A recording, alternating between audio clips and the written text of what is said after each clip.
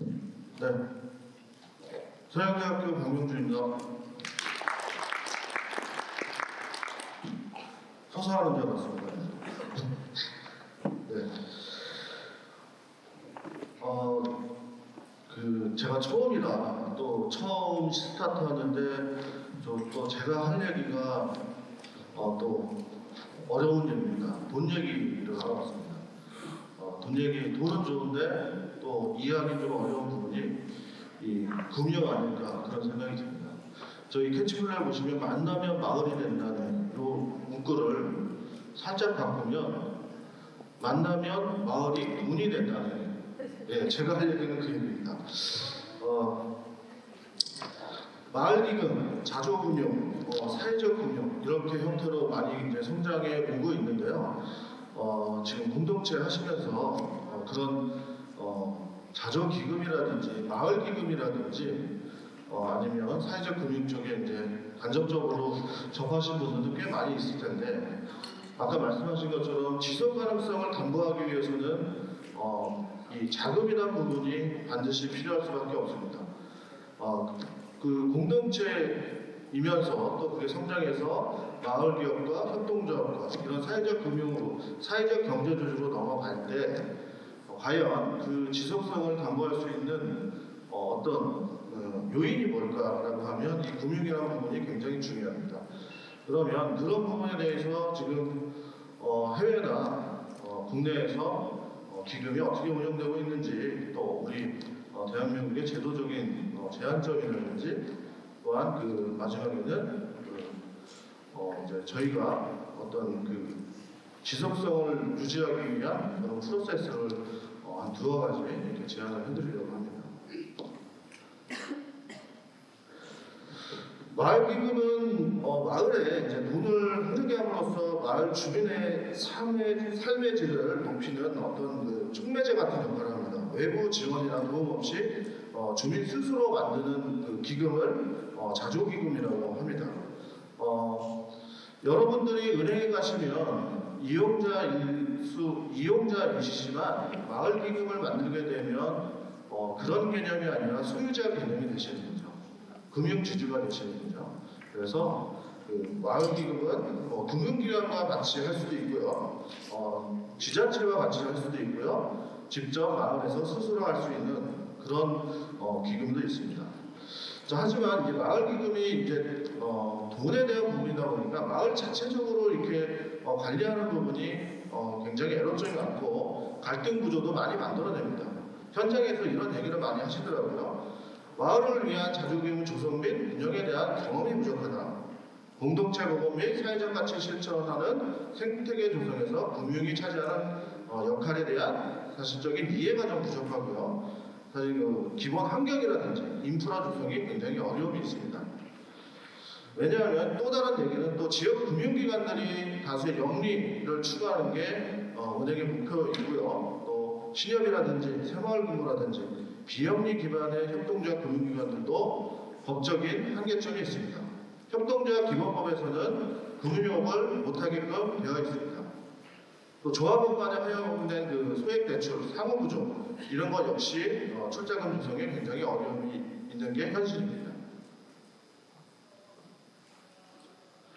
그래서 이제 마을기금에 대한 연구가 필요했던 거고요. 전반적인 연구 자료라든지 교육은 상당히 조금 부족한 부분이 좀 있습니다. 또 그리고 대한민국 사회가 지금 양극화이면서 또 고질적인 실험 때문에 이 자조금융이 굉장히 필요한 것이고요. 실질적으로 이 코로나 시대에 이 코로나를 맞이하면서 2년 동안 자영업자분들 굉장히 많이 힘드셨는데 어떤 마을에서는 그 마을기금을 통해서 재정을 지원하는 데도 있었습니다. 과연 우리 마을은 이렇게 어려울 때 우리 주민들, 우리 공동체에 계신 분들을 위해서 어떠한 도움을 줄 수 있는지 또 앞으로 이런 시대가 안 올 거라고 생각하지는 않습니다. 그럴 때 과연 우리는 어떠한 정부의 도움도 필요하지만 마을 자체적으로 할 수도 있는 어떤 방식이 없을까 그런 고민에서 출발하시면 좋을 것 같습니다. 마을기금은 펀드입니다. 특정한 목적을 위해서 모으는 돈을 기금이라고 하고요. 마을기금은 마을을 위한 그런 기금이라고 자금이라고 보실 수 있고요. 이 마을기금은 자금원으로 좀 분류할 수 있겠는데요.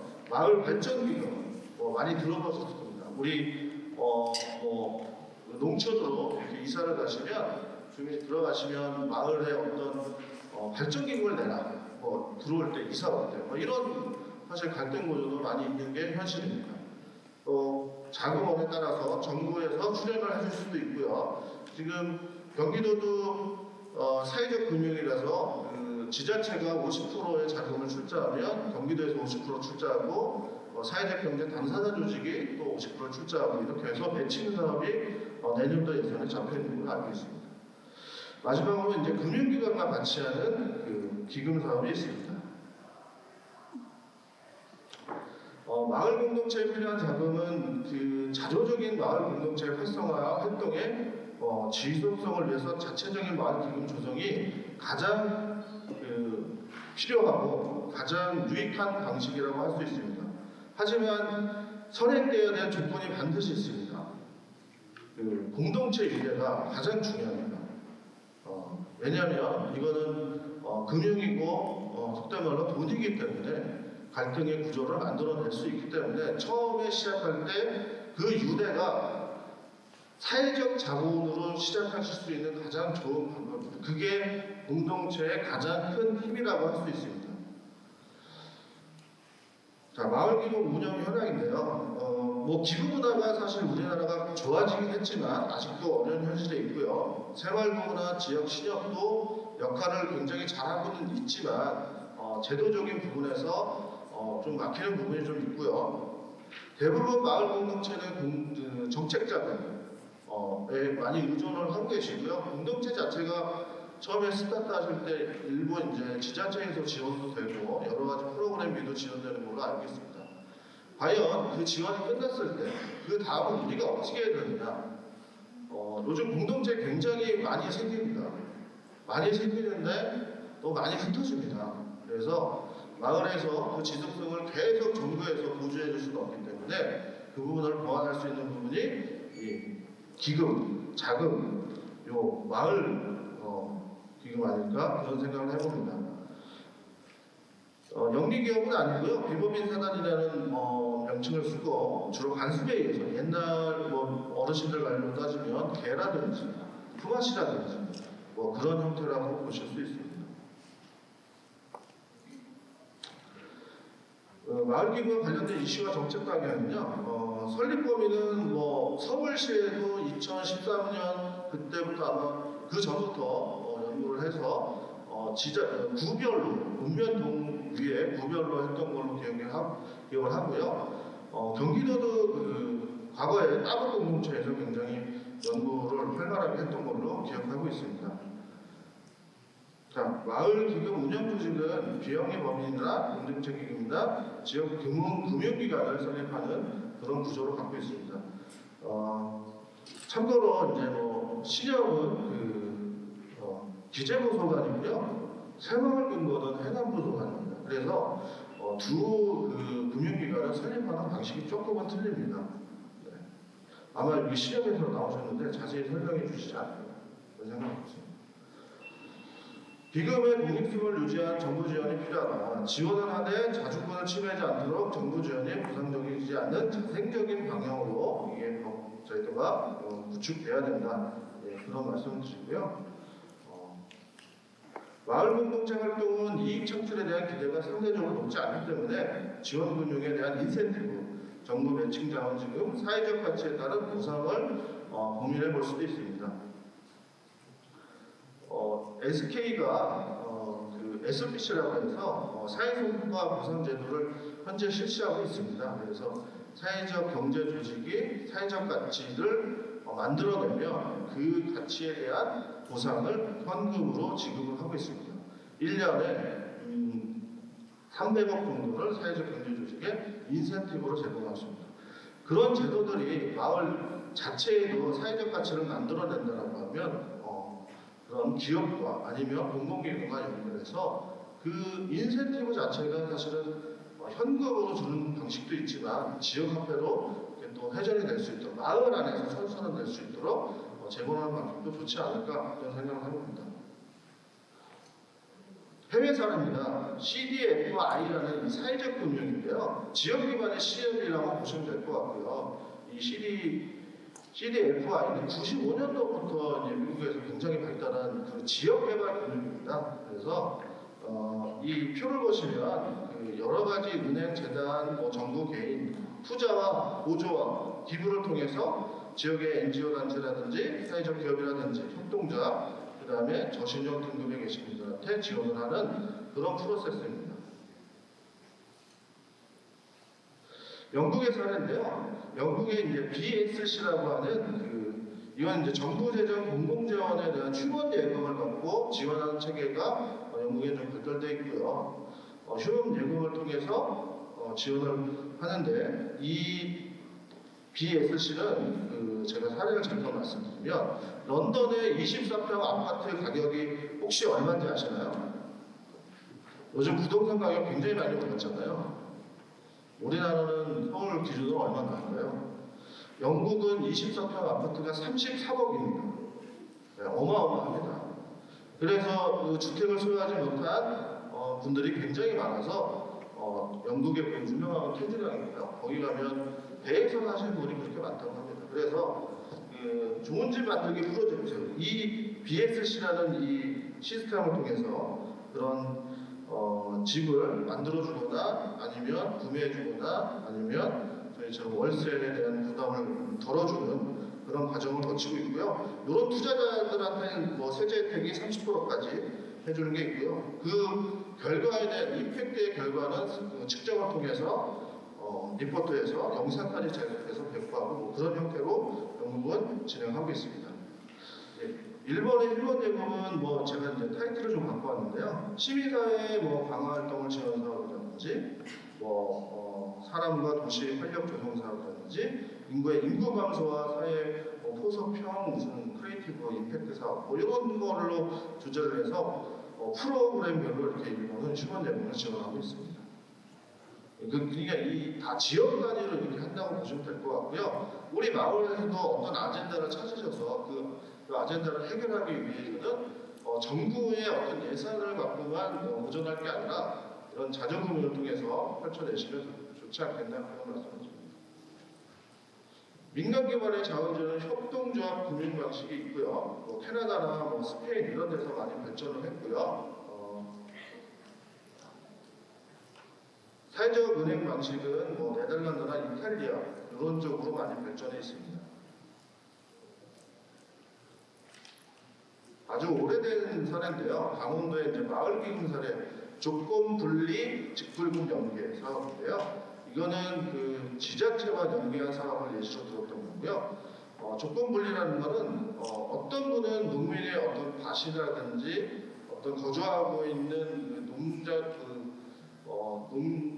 농지의 질 때문에 어떤 농업 생산량이 떨어졌을 때 그 자체가 불리하기 때문에 그거를 좀 보존해주고 마을에서 공동으로 좀 이렇게 살아갈 수 있는 그런 시스템을 만든 게 강원도의 굉장히 오래된 사례입니다. 자, 이런 마을기금이 발전해서 현재는 그 기금, 연대기금 형태로 많이 발전해 있는데요. 가장 이제 대표적인 사회가치 연대기금이라는 데가 있습니다. 아마 검색하셔도 나오실 텐데 2018년도에 정부에서 사회적 금융 활성화에 관한 그 정책을 발표했는데 그때부터 시작이 돼서 이런 프로세스를 지금 갖고 있습니다. 인프라가 있으면 민간 투자자와 금융 투자자가 같이 합쳐서 사회가치 연대기금이 중간 지원 관리 기관이라고 보시면 됩니다. 거기서 사회적 금융 중개기관을 통해서 수요자를 찾아서 일반적으로 여러분들이 어떤 대출을 받거나 할 때 그런 시스템에 담보를 제공한다든가 어떤 신용을 건다든가 그런 프로세스도 있지만 이 사회적 금융 쪽은 사회적 가치는 얼마나 만들어낼 수 있느냐라는 것을 굉장히 중요시하고 측정을 통해서 그게 실질적으로 반영이 됩니다. 현장에서 예전에 그 공동체 말고 이제 사회적 기업 쪽은 여신 대출을 받을 때 대표자의 담보가 꼭 들어가게 됐었는데 지금 현재는 그런 담보 제공 자체가 없어졌습니다. 자, 그 다음에 지역화폐형 자주금융입니다. 대전에서 하고 있는 두루라는 모형인데요. 이거는 아마 많이들 보셨을 거고 지금 이게 발전해서 지역화폐로 많이 확대되고 있습니다. 거기는 뭐 두루라는 화폐가 아니죠. 1만 두루를 하게 되면 제공하면 뭐 아기 침대라든지 이런 부분에 어떤 재활을 또 제공할 수도 있고요. 의사가 뭐 진단을 해주는데 자체적으로 이런 화폐를 만들어서 그 마을에서만 사용하는 그런 거래 모형입니다. 예, 제가 이제 제안하고 싶은 건 사회성과 연계채권이라는 SIB라고 있습니다. 그 사회성과 보상 사업인데요. 이거는 외국에서도 굉장히 활성화되어 있고 지금 경기도나 서울시에도 굉장히 활성화되어 있습니다. 사회 문제를 해결하는 성과에 따라서 그 수익을 결정해주는 채권을 형태로 발행하는 겁니다. 정책 과제를 위탁받은 민간 업체가 민간 투자로 공공사업에 수행한 뒤 평가 보고 달성 시 정부 예산을 집행하는 겁니다. 좀 어려우시죠?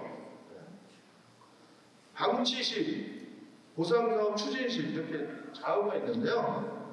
예를 들어서 선행적으로 공동체 예산을 먼저 줬다라고 하면 사실 정산만 잘하시면 되잖아요. 이 사업은 공동체가 그 예산으로 뭘 할 거야 라고 해서 먼저 그 사업에 대한 투자를 받습니다. 정부에서 투자를 받는 게 아니라 다른 민간 기업이나 아니면 마을 주민들한테 투자를 받고 그 투자에 대한 결과, 성과를 보고 정부에서 이자를 더해서 보상을 해주는 제도입니다. 실질적으로 실행을 해봤을 때 훨씬 더 초반에 투자하는 비용보다 사회적 비용이 많이 준다는 연구 자료는 굉장히 많이 나와 있습니다. 국내의 사례입니다. 서울에서도 이렇게 벌써 이렇게 만들어지고요. 경기도도 벌써 1호가 아니고 2호도 지금 만들어졌습니다. 9호도 있고요. 서울시 굉장히 많이 만들어지고 각 경기도 내에도 조례가 있습니다. 이 프로세스는 제가 이제 만들어 봤는데요. 공공연계 자조금융 마을 연계형 사회성과 연계채권이라는 프로세스입니다. 그 중간에 노란 글씨를 보시면 중간 운영기관이 마을기금 운영 주체입니다. 마을 자체에서 운영을 해주시는 거고요. 이 어떤 마을에서 어떤 우리 마을에 예를 들어서 장애 아이들이 많다라고 하면 그 아이들의 어떤 학습에 대한 질을 높이기 위해서 어떤 예산을 쏟아야 된다고 하면 마을에서 먼저 기금을 받아서 운영하는 그런 프로세스입니다. 이게 제가 이 시간에 설명드리기 굉장히 어려움이 있습니다. 이 모형은 그 마을 자체에서 예산이 다 제대로 쓰여지고 이거 자체가 투자 상품이 돼서 정부에 대한 자금을 받을 때 민간의 투자를 받아서 계속 지속적으로 활용될 수 있는 그런 프로세스입니다. 네, 지금 시간이 조금 얼마 남지 않아서 이제 마무리 부탁드릴게요. 네. 한 장 남았습니다. 마지막으로 마이크로 크라우드 펀딩인데 크라우드 펀딩은 잘 아시죠? 네, 그래서 크라우드 펀딩에 저는 이제 그 크라우드 펀딩을 전국 단위로 하는 이 프로세스가 많은데 마을 단위로 하면 어떨까라는 우리 마을 주민이 우리 마을 주민한테 투자하는 그리고 그 아이디어를 우리 마을 주민한테 제공해주는 그런 모형을 만들어 봤습니다. 네. 마지막입니다. 마을기금은 필요한 이유를 먼저 알아야 되고요. 자금은 어디서 조달할 것인지, 또 어디에 사용할 것인지, 금융지원수단은 무엇인지, 운영 주체는 어떻게 가져가야 될지 이 모든 것은 스스로 조직하는 이상적인 방식이 무엇인지 찾아가는 과정입니다. 네.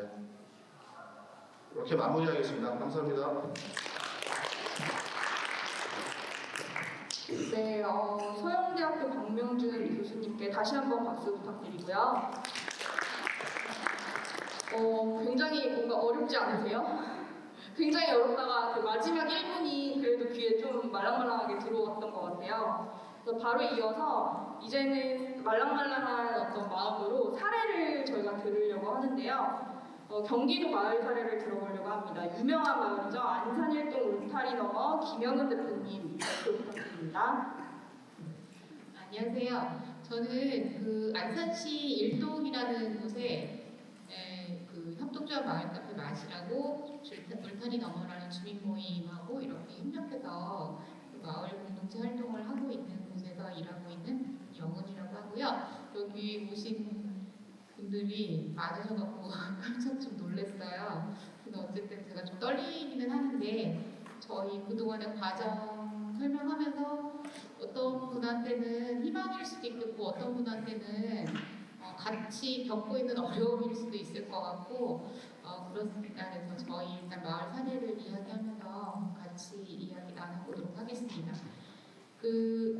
저희 마을을 이야기하려면 우선은 울타리 너머라는 큰 모임으로 이야기를 말씀을 드려야 되는데 지금 현재는 사단법인 울타리 너머로 조직 변경이 되어서 그 사단법인으로 되어 있는데 시작은 정말 미미하게 시작했거든요. 그래서 이 울타리 너머가 시작한 일동에서의 과정들을 말씀드리기 전에 그 마을기금이라는 주제로 말씀을 드리는데 사실은 뭐 마을기금이 지금 앞에 말씀하신 선생님 얘기 들어보니까 엄청 넓은 범위로 이야기해도 되는 걸로 생각하면 뭐 저희도 마을기금이라고 생각할 수도 있는데 사실 딱 마을기금이라고 얘기를 딱 주제 어쨌든 이름을 붙이고 한 건 아니고 저희 마을에서는 다른 마을도 그렇겠지만 어떤 문제들이 나서면 그거를 해결하기 위해서 여러 가지 방법들을 동원을 하잖아요. 사람들이 만나서 끊임없이 방법들을 찾는 중에 돈이 필요한 그런 문제들에 있어서 저희 같은 경우는 엄청 확실한 목적에 뚜렷한 그런 형태의 마을 기금을 모으는 사례들이 그런 경험들이 되게 여러 번 있었어요. 그래서 오늘은 주로 눈에 되게 띄는 부동산 자산화라는 그 기금을 마련했던 과정에 대해서 말씀드리는데 사실은 그 과정에서 보이지 않게 아주 작지만 다양한 목적에 뚜렷한 기금들을 모은 사례가 너무 많거든요. 근데 그 부분들은 누군가의 도움을 주기 위해서도 있었고 아니면 어떤 문제를 해결하기 위해서도 그 기금이 모아지기도 하고 다양한 사례들이 엄청 많았었어요. 그래서 여기서는 언급은 안 됐지만 예를 들어서 어떤 집에 갑자기 한 분이 돌아가시거나 해서 혼자서 아이를 육아하는데 한 2, 3년의 도움이 절실히 필요하다 하면 마을에서 그 아이를 초등학교 들어갈 때까지 3년 동안 매월 얼마의 기금을 만들어서 도와준다. 이런 짜잘한 그런 기금 마련하는 비빌 언덕 후원비라고 저희가 이렇게 지키는데 그런 것도 있고요. 그리고 또 누군가 이제 같이 활동하시는 분 중에 아프게 돼서 병원비가 없다면 병원비 마련을 위해서 얼마의 목표액을 갖고 같이 마련해서 그 기금을 만들어서 준다든가 이런 다양한 형태의 사실은 수많은 그 내용들이 있어요. 근데 그거는 뭐 오늘 자세하게는 말씀 못 드리고 어쨌든 오늘은 부동산 자산을 중심으로 해서 말씀을 드리겠습니다. 저희 일동에는 부동산 자산이 세 군데가 있어요. 그래서 첫 번째 만들어진 2009년도에 만들어진 우리 동네 지역 아동센터 공간이 있고요. 두 번째로는 협동조합 마을카페 맛이 입주해 있는 빌라 건물이 있거든요.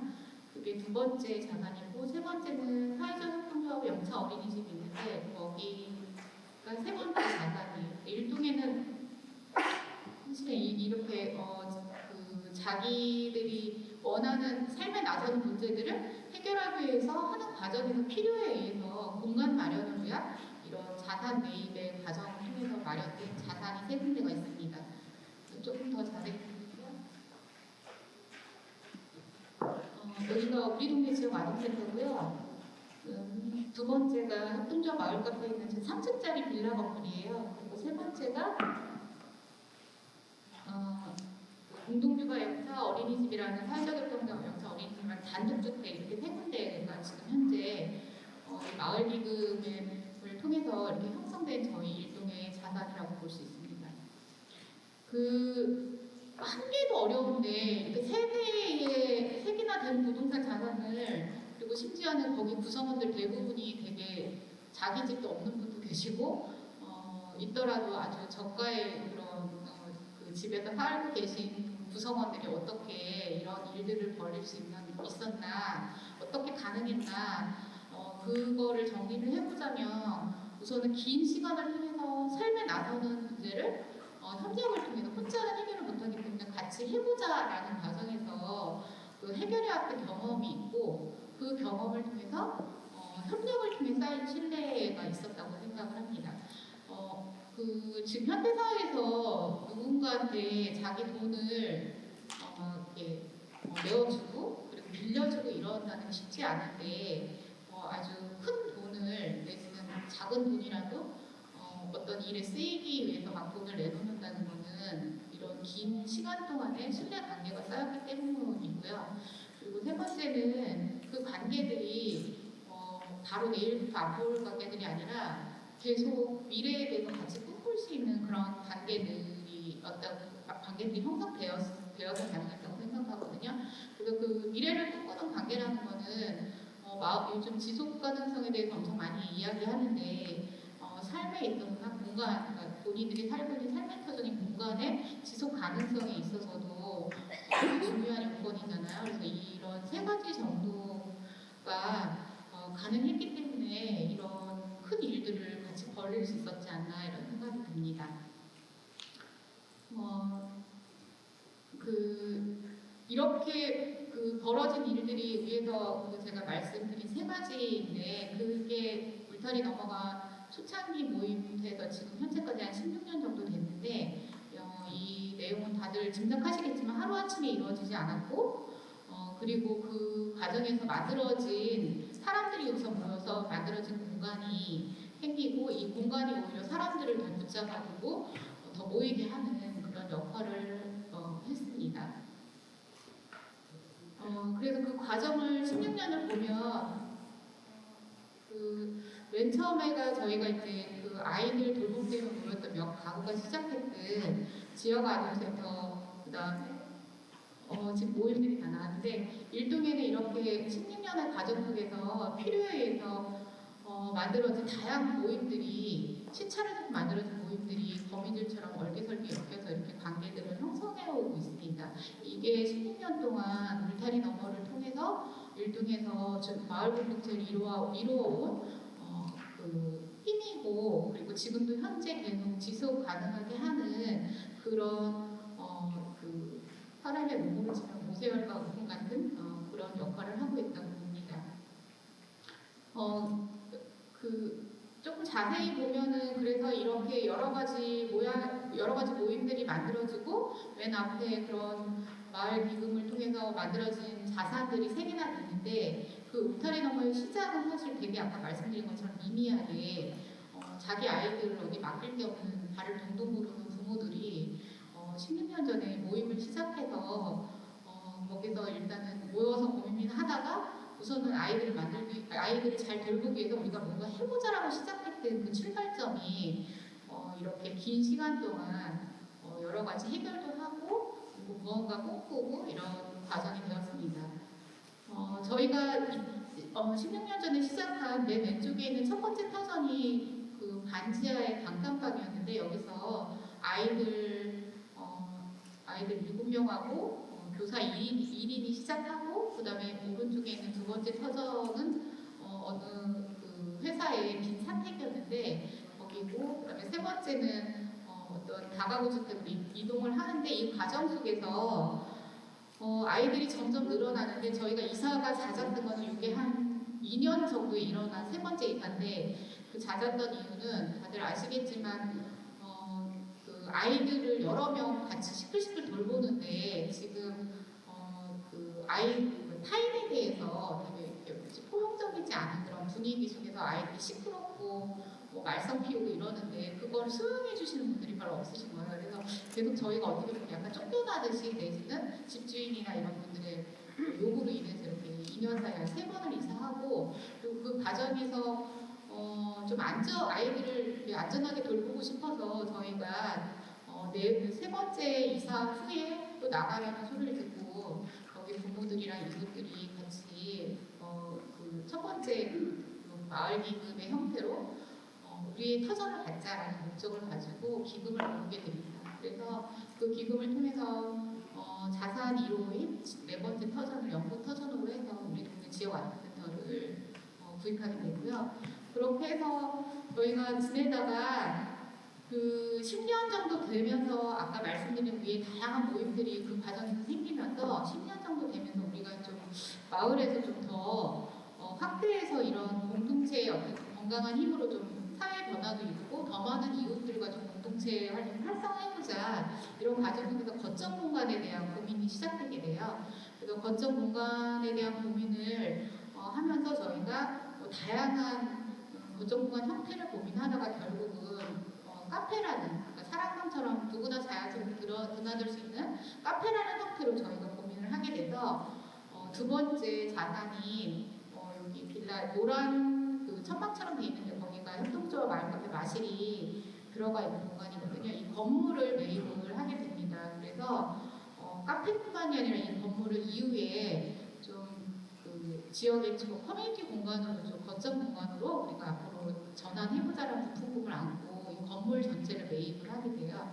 그래서 두 번째 건물을 이렇게 매입을 하고 그리고 이제 세 번째는 그 사회적 협동조합 영차 어린이집이 그 가장 그 중요한 조건으로 삼는 단독주택의 마당이 있고 그리고 산과 가깝고 이런 그 환경을 가진 단독주택들이 일동에서 계속 없어지면서 세 번째로 이제 이 협동조합 마을카페 이후에 그 영차 어린이집 조합원들이 또 세 번째 기금을 모아서 그 터전을 구입하게 돼서 이렇게 세 개의 자산을 이렇게 마련하게 됩니다. 그 이 자산을 마련하는 과정을 되돌아보니까 저희가 엄청 과정마다 어렵고 다양한 의견으로 오늘 사자라고 결정했다 그 다음날 아니다 사지 말자라고 다시 결정을 반복했다 이런 과정들이 수없이 반복되는 과정과 그리고 이미 다 마련해놨어도 끝나지 않은 그 이후의 문제들 이런 것들 때문에 엄청 힘들긴 하지만 마을에서 어쨌든 이런 지속성과 안정성을 갖기 위해서 이런 안정적인 어떤 자산을 갖는 거는 되게 중요하다는 걸 그 과정 속에서 많이 느끼고 저희가 오랫동안 할 수 있었던 물질적 토대가 또 되지 않나 그런 생각이 듭니다. 그리고 그 연구터전과 이런 그 공간들을 마련하고 나서 되돌아보니까 남는 문제들 부분에 있어서 저희가 사실 뭔가에 대해서 그 현실에서 나서는 문제들을 해결하자는 의지나 아니면은 거기에 힘을 모으고 협력하는 것들이 있는데 사실 현실적인 제도나 법적인 문제들을 모르다 보니까 사실 그 운영하는 데 있어서 지금 현재 엄청 어려운 부분들이 많이 있어요. 근데 이제 그런 부분들이 그 지금 현재 해결하지 못한 부분도 있고 그런 부분에서 좀그 도움 받고 싶은 부분도 있는데 사실 저도 이제 이 마을 기금 앞에 선생님도 얘기하셨는데 좀 오히려 그 저희가 그런 방법들하고 그 저희가 좀 이렇게 찾아서 잘 연결이 되었으면 좋겠다는 생각이 드는데 요즘에 도시재생 사업이나 국가에서 지원하는 사업들이 되게 많잖아요. 근데 그런 경우 저희가 보면 어떤 건물이나 금융 관련해서 지원은 엄청 되는데 주체들이 없어서 그 힘들어하시는 분이 되게 많은데 오히려 저희는 스스로 주체들도 되게 탄탄하고 스스로 마련한 마을 기금의 형태로 이미 여러 번의 그런 경험도 있고 스스로 해 나가고 있는데도 불구하고 이미 돼 있기 때문에 지원 안 해주는 그런 게 있거든요. 그래서 이게 현실적인 그러니까 찾는 사람과 구하는 사람과 찾는 사람이 좀 서로 안 맞아서 되게 좀 안타까울 때가 많은데 저희도 이제 이런 기금이나 이런 것도 활성화돼서 저희한테 맞는 부분하고 저희가 스스로 해본 경험들하고 잘 맞춰서 잘 활용되었으면 좋겠다 이런 생각이 듭니다. 그리고 지금 현재 16년 과정 속에서 이 현재 그 다양한 조직들과 그다음에 세 군데의 자산화를 바꿔서 저희가 현재 오타리 너머의 상황을 말씀을 드리면 공동체의 지속과 발전을 위해서 공간의 역할이 엄청 중요하다라는 걸 저희가 그걸 알고서 구입한 건 아닌데 어쨌든 해보니까 정말 중요하다라는 걸 느끼고 있고요. 그리고 이 만드는 과정이 역시 뭐 그 협력이나 신뢰 관계가 됐기 때문에 만들었지만 모두가 다또 우리의 것이다라는 그런 기본적인 그런 그 마음, 자세들이 되어 있고 그런 생각들이 되어 있고요.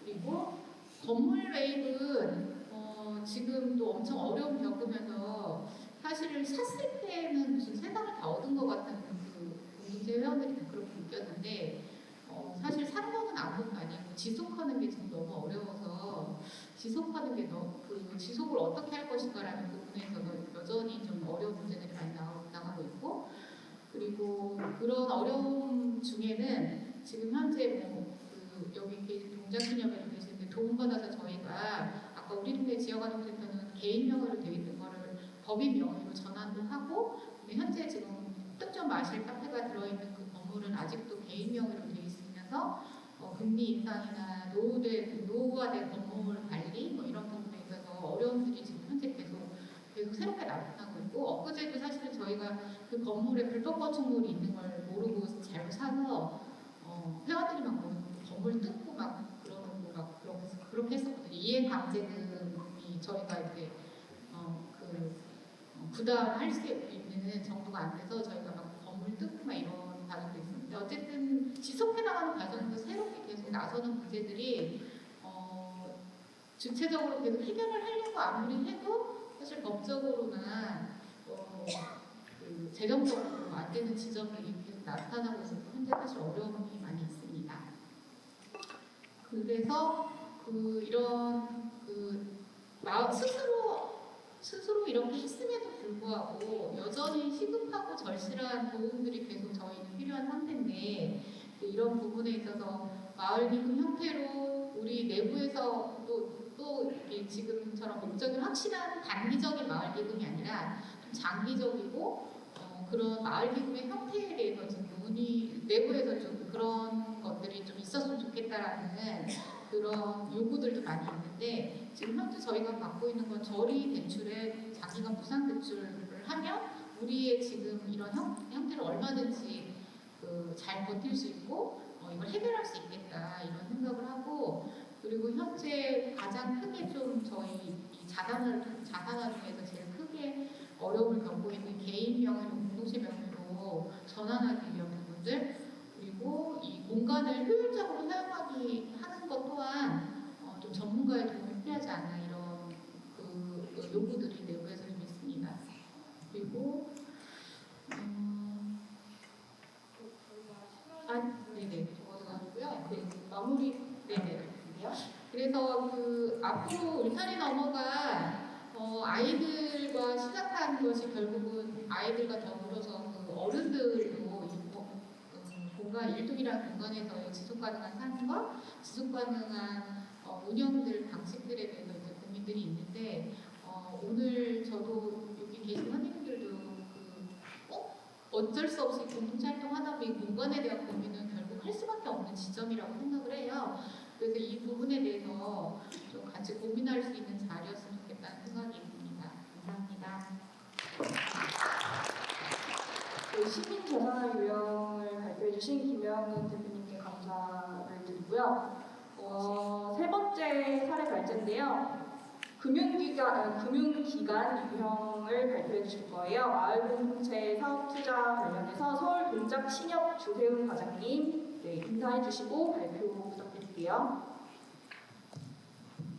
네, 안녕하세요. 저는 서울 동작구와 영등포구를 공동육대로 하고 있는 동작신협에서 한 2012년부터 이런 공동체 지역사회 개발에 관한 이제 금융 업무를 담당했던 담당 직원으로서 이 자리에 섰고요.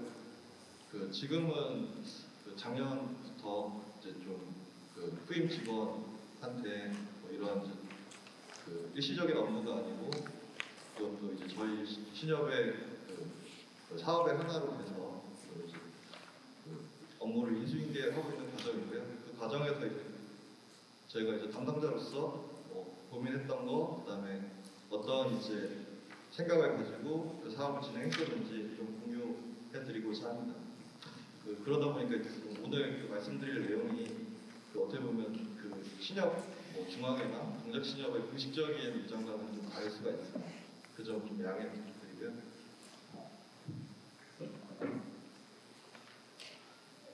일단은 뭐 당위적으로 지역사회를 위해 마을 공동체를 위해 이제 지역 기반 금융기관인 신협이 지원을 해야 된다 이렇게 이제 사실은 말하고 주장하기는 쉽습니다. 하지만 현실적으로 아까 뭐 교수님께서도 말씀하셨지만 대다수의 신협이나 새마을금고가 그런 부분에 미온적이거나 보수적인 입장을 취하고 있는 것이 사실이고요. 그런 측면에서 그냥 저는 이제 신협의 입장에서 봤을 때 지역에 기반한 금융협동조합의 입장에서 우리가 공동체에 대한 투자, 지역사회 개발에 대한 걸 어떻게 바라봐야 될까 이런 고민들을 좀 간략하게 먼저 공유를 드리겠습니다. 일단은 뭐 당위적으로는 신협부 협동조합이고요. 그래서 협동조합 원칙에 지역사회 기여와 협동조합 간의 협동이라는 걸 가지고 이제 하는데 뭐 실제로는 이제 신협이 처음 이제 탄생한 게 1960년대인데 그때와 지금 2021년의 금융 환경이라든가 지역사회 모습도 상당히 많이 변한 것 같습니다. 근데 그런 과정에서 신협의 존재 가치, 원래 신협의 태생인 우리는 은행이 아닌 조합원을 모시는 금융기관이다. 그랬을 때 이제 지역 주민들이 은행이 아닌 조합원으로서의 신협을 거래해야 될까? 그거는 결국에는 이제 금융 서비스는 기본적인 이제 경쟁력이 있고 그에 덧붙여서 은행이 줄 수 없는 것이 무엇이 있을까? 그랬을 때 이제 민주적인 구조와 지역사회 기여다. 그런 이제 것이 저희의 이제 근본적인 고민이고요. 근데 이제 좀 어떻게 보면은 한국 사회가 변해왔듯이 신협도 그 과정에서 많이 변한 것 같습니다. 한국의 협동조합 운동에서 좀 중요한 기관이라고 할 수 있는 협동교육연구원에서 1976년에 그 당시에 신협을 이제 조사한 자료가 있는데 보시면 지금과 좀 많이 이제 규모라든가 어떤 영업 방식이라든가 그다음에 이제 금융사업의 구조 이런 것들이 많이 바뀌었습니다. 그래서 당시에는 평균 조합원이 신협들이 다 500명 수준, 그다음에 소규모의 동 9 정도의 공동유대였고 대다수가 이제 조합원 사무 신용대출이었습니다. 지금은 이제 2020년대는 더 이제 커졌겠지만 어쨌든 영업구역도 저희 동작신협 같은 경우도 동작구 영등포구 더 나아가서는 서울시 전체를 영업구역으로 지금 하고 있고요. 그리고 이제 대출도 저희 조합의 평균 자산이 이제 5천억 정도인데 95% 이상 담보대출로 진행이 되고 있습니다. 그리고 이제 그 과정에서 그게 단순히 신협이 규모의 성장을 추구했다 이런 비판도 있지만 또 한편으로는 기존의 이제 지역사회의 모습이 어떤 이제 대면의 관계만 1970년대와 지금을 비교하면 지금 마을공동체 센터가 있다고 해서 1970년대에 그 마을공동체가 없었냐 오히려 그거는 더 반대가 아닌가 생각이 듭니다. 그때는 그런 것이 필요 없을 정도로 어떻게 보면 지역사회 관계망이 있었다. 하지만 지금은 이제 신협교육은 그런 관계망보다는 은행과 유사한 시험평가 시스템에 기반해서 이제 자금을 공유하고 있고요. 그러다 보니까 이제 조합원들도 시협과 은행이 어떤 차이가 있을까? 1년에 한 번 참석하는 정기총회가 아니고서는 은행과 유사한 고객 경험을 주고 있지 않는가 하는 것이 이제 내부자의 성찰이고요. 그래서 이제 저희의 이제 어떻게 보면 숙제는 초기 신협 조합원들이 느꼈던 자부심. 그러니까 1975년 조합원들의 이제 신협을 거래하는 이유가 무엇인가 물어봤을 때 1순위가 친밀감, 그 다음에 2순위가 연대감이었습니다. 그 연대감이라는 거는 구체적으로 500명의 조합원, 내가 이름을 알 수 있는 지역 주민들에게 나의 이름이 급전이 필요한 사람한테 자금을 빌려줄 수 있다는 그런 이제 자부심을 그 당시 신협 조합원들은 그 신협을 거래하는 이유라고, 그것도 이제 두 번째로 중요한 이유라고 이제 강조를 했었고요. 근데 지금은 신협 대다수의 조합원들은 뭐 이제 이자율이나 오는 근접성, 그래서 one of them인 거죠, 신협이.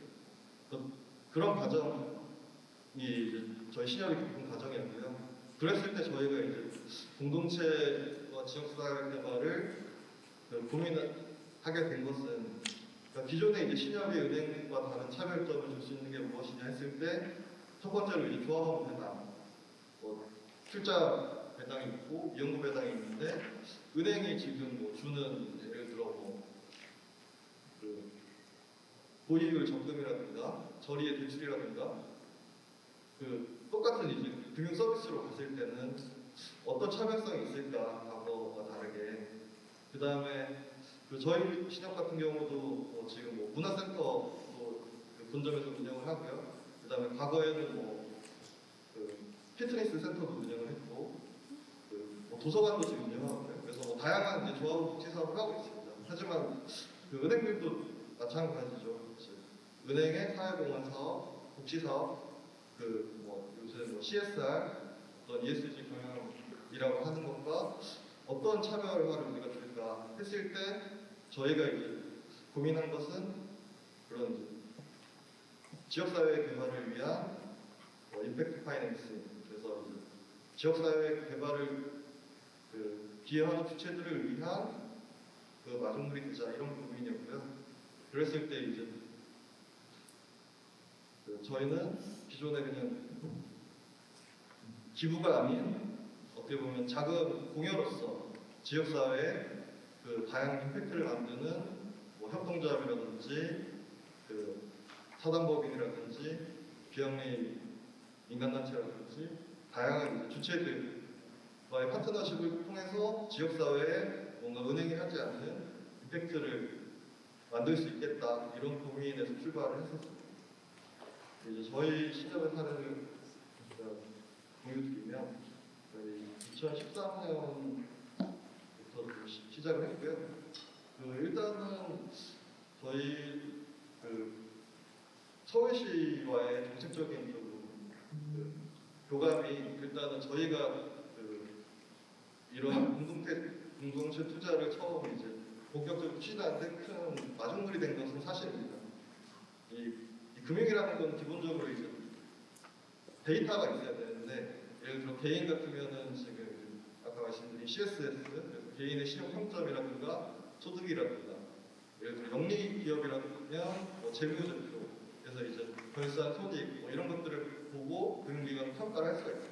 근데 그것과 다른 논리로 움직이는 공인법적 기관들, 사단법인들을 어떻게 평가할 수 있을까? 똑같이 재무제표 갖고 오세요 했을 때는 다 부결이죠. 그래서 보통 이제 아까 뭐 울타리너에서도 말씀하셨지만, 차라리 법인이 아니라 개인 명의로 대출을 받거나 그런 식으로 이제 운영하는 것들이 많은 게 사실입니다. 그랬을 때 어떻게 보면 서울시와의 어떤 협약을 통해서 그 정책적인 그 지원, 그래서 우리가 리스크를 안고 어떻게 보면 출발을 하지만 그 과정에서 이게 정책적인 어쨌든 이러한 지역사회를 위해서 한다는 것에 대한 이제 어떻게 보면 보증이 보이지 않는 그런 부분이 좀 이제 저희 신협이 그래도 다른 신협들보다 다른 이제 금융기관들보다 빠르게 이제 움직일 수 있었던 그 이 배경이었던 것 같고요. 저희는 이제 그 여러 가지 이제 그 지역사회에 그 좋은 긍정적인 영향을 끼치는 그 주체들을 크게 12가지로 카테고리를 했었습니다. 그래서 이제 그 중에 몇 개 사례를 보여드리면, 첫 번째는 이제 사회주택에 대한 부분. 지금 뭐 주거 문제 어느 때보다 심각해지고 있는데요. 저희는 이제 그 민간의 비싼 임대주택과 공공의 어떤 저렴한 공공임대주택 사이에 어떤 이제 사회주택이라는 그 이제 대안이 필요하다고 생각을 하고, 그런 이제 주체들을 발굴해서 자금 조달을 하는데 좀 집중을 했고요. 그다음에 두 번째로 그 저희가 지역사회에 정말 필요한 그 주체들이 어떤 주체들일까 했을 때는 그 커뮤니티 케어 분야, 그래서 보육이라든가 돌봄이라든가 보건을 그리고 그래서 그 정말 지역 주민들한테 도움이 많이 되지만 재무제표상 어떤 잉여나 수익을 낼 수 없는 주체들. 하지만 저희는 오히려 이런 주체들이 수요자 중심이기 때문에 어느 영리기관보다 안전하다고 생각을 했고요. 그래서 울타리 넘어 그들도 만나게 될 수 있었던 것 같습니다. 그리고 이제 일자리 창출하는 사회적 협동조합들도 있었고요. 그다음에 저희가 이제 그 유기농이나 로컬푸드를 취급하는 이제 생협들 하고도 좀 이제 중점적으로 관계를 맺으려고 했고요. 그래서 이런 분들이 지역사회에서 안전한 먹거리를 주제로 생산자들과 소비자를 연결하면서 커뮤니티의 센터로서 역할을 하고 있기 때문에 저희가 좀 중점적으로 좀 이제 판단을 했었고요. 그다음에 이제 어떤 OECD 가입국으로서의 국제적인 의무로서 공정무역에 대한 또 지역사회 주체들 공정무역 마을 운동이 경기도에서 되게 활발한 걸로 알고 있는데 그런 이제 기관들과 연계해서 공정무역 혹은 공정여행 관련된 이제 조직들을 많이 지원을 했습니다. 그래서 저희가 이렇게 그 카테고리와 함께 주요 사회가치 유형이라고 해서 12개 그 임팩트를 분류해가지고 그 이제 집중적으로 이 지역사회에 어떤 긍정적인 임팩트를 만드는 것이 있을까 그리고 이제 구체적으로 그 자금을 지원하고자 노력을 많이 해왔습니다. 그 중에서 좀 이제 저희가 그 12가지 카테고리 중에서도 좀 더 특히 지역사회와 개별 케이스로서 좀 이제 해왔던 사례들 몇 가지 더 공유해주면 일단은 그 아까 사회주택 말씀드렸는데 그 사회주택에 단순히 이제 운영기관을 지원하는 것도 중요했지만 그 사회주택 그 입주하고자 하는 이제 청년들 혹은 독거노인들, 수급자들, 문화예술인들의 또 이제 소득 자체가 적다 보니까 보증금이나 이런 걸 마련하기가 어려웠습니다. 그래서 그런 이제 그 입주자들 대상으로도 지금까지 한 300명 이상 지원을 해왔고요. 그다음에 저희 동작구에 좀 그 자랑이라고 할까요? 유명한 이제 마을 공동체가 성백골 에너지 마을이 있습니다. 그래서 그 성백골 에너지 마을과는 그 예전에 마을 벼살리 협동조합 시절부터 지금 이제 성백골 에너지 발전소라고 해서 그 이제 태양광 에너지 거래 사업까지 지금 마을 단위로 하고 계신데요. 그런데 이제 계속 보면은 필요한 자금 조달을 책임감 있게 지원하고자 노력을 해왔고요. 그다음에 세 번째로 이제 그 저희 지역에 있는 의료협동조합들 혹은 이제 공동육아협동조합 그다음에 이제 공정무역기관 이런 분들과는 매장을 같이 공유한다던가 그다음에 이사회나 이런 데 직접 참여한다던가 하면서 그냥 단순히 거래자가 아닌 진짜 같은 공동의 주체로서 연대 협력할 수 있는 거를 찾아보고자 활동을 해왔습니다. 지금까지 이제 제일 궁금하신 내용이 이걸 것 같은데 이제 작은 지금까지 히스토리가 없는 가정에서도 저희 나름의 가설을 세워서 그 공동체 투자를 진행해왔는데 생각보다는 오히려 영리기업들 이상의 어떤 신용 그러니까 이 마을 공동체의 그 공익을 추구하는 주체들이 훨씬 더 그 신용상의 재무제표나 CSS는 없을지 몰라도 훨씬 더 우리 신협 입장에서는 안전하고 신뢰할 수 있는 주체들이었다. 이런 걸 저희 내부적으로는 데이터를 쌓아나가고 있다고 생각을 합니다. 네, 마무리 부탁드릴게요. 그래서 이 지금 뒤에 페이지는 책자로 나눠준다고 하니까 그런 이제 낮은 연체율이 어떻게 가능했는지 이런 거에 대한 이제 저희 나름대로의 그 평가이고요. 그래서 어떤 이제 영리기업이나 개인과는 다르게 이런 공익 목적 기관들의 그 신용을 어떻게 평가할 것인가 저희 나름대로 이제 그 판단의 기준을 가지고 이제 다른 금융기관이나 다른 이제 사회적 금융 주체들과 이제 공유하는 내용입니다. 네, 이상으로 저희 사례 발표를 마치도록 하겠습니다. 지금 발표 감사드리고요. 이번 주 평일 내로 신협에 가서 통장을 만들고 싶은 내용이었습니다. 네. 자, 다음은 그 질문을 받으려고 했는데 그냥 한 번에 쭉 갈게요. 다음은 이제 마을 공동체 화폐 발행하고 공동체은행 설립 준비 중인 서울 마포공동체 경제모아 윤성일 이사장님의 발표를 듣겠습니다.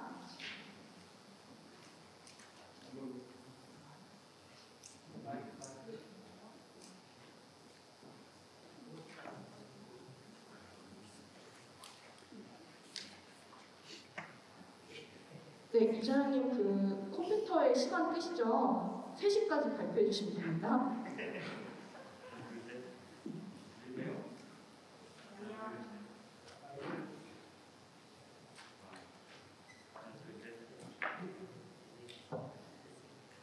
네, 되네요.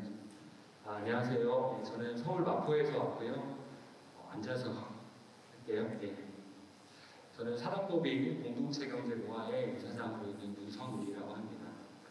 오늘 그 발제 제안 받았을 때 유독 좀 눈에 띄는 오늘 자리의 제목 경제공동체로서의 말 경제공동체 거꾸로 하면 공동체 경제잖아요. 그래서 저희 단체 이름이랑 비슷했고 그리고 지원해서 자리도 아마 여기 계신 분들 못지않게 저도 서울 마포에서 활동한 지 꽤 오래되는데 한 15년 정도 됐는데 여전히 모아에서 일하고 있는 사람이 5명 정도 됐는데 올해 지원 사업이 하나도 안 됐어요. 너무 힘들어요. 그래서 어찌됐든 꾸역꾸역 인건비는 밀리지 않고 드리블링 있고 하는데 어떻게 하면 자립할 수 있을까 이제 이런 고민을 하면서 왔어요. 그래서 그 주제에 저도 도움받고 또 같이 이야기 나누는 시간이 될 수 있겠다 해서 좋은 자리에 초대해 주셔서 감사하다는 말씀드리고요. 저희 소개를 간략하게 좀 드리기 위해서 첫 화면으로 이거를 좀 끄집어 왔는데 저희 단체 이름이 모아입니다. 6년 전에 창립을 했고요. 예전에 아마 모르시는 분들이 더 많을 것 같긴 한데 주병진 아시죠? 일요일이셔요. 여러분의 시선을 모아 썰렁하네요. 그 모아가 맞습니다. 저희가 왜 이름을 왜 지었냐면 이름을 제안한 사람이 홍기빈 씨라고 홍기빈 경제학자 작년 코로나 때 많이 TV에도 많이 나오셨는데 저희 이제 마포에 지금은 좀 이사를 가셨는데 다른 게 중요하지 않다. 지역에 있는 이 자본주의 경제 문제를 느끼는 사람들이 힘만 모으면 뭐든지 할 수 있다. 이제 해외의 사례를 들면서 해외에서 나가는 사는 동포끼리 힘을 모아서 여러 가지 사업도 하고 서로 주고받고 힘을 모아서 먹고 살지 않습니까? 그래서 이름을 모아로 짓자 이렇게 제안해 주셨고요.